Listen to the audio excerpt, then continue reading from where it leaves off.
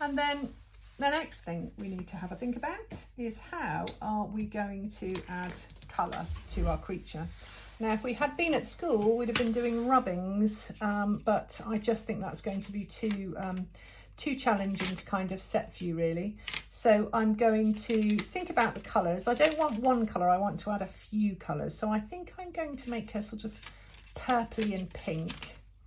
And I'd like her to have quite sort of rounded marks. So I'm going to start by just lightly bringing in some purple circles. So this is creating a sort of surface texture that she would have. And I might just do them a little bit sort of just around the edges really, and not do them all over. Maybe going down a little bit smaller in size. And then adding a little bit of red. Hoping you can see these colours. A little bit of red.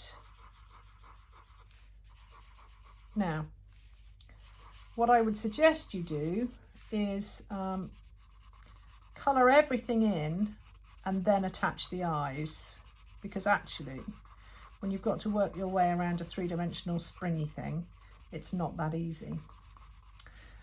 These are actually watercolour pencils, which are rather fantastic, but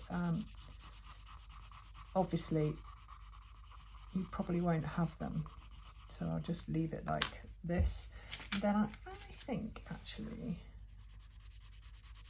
I'll then add a bit of blue.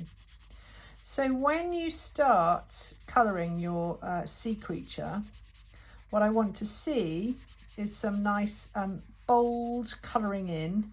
We don't want anything that's just a bit sort of faint.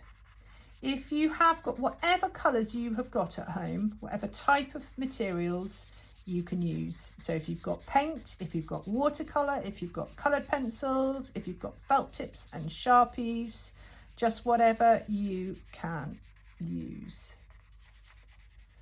Okay, so you can start to see how she's kind of coming to life a little bit. And I think I'm going to give this is one of the creatures had these funny little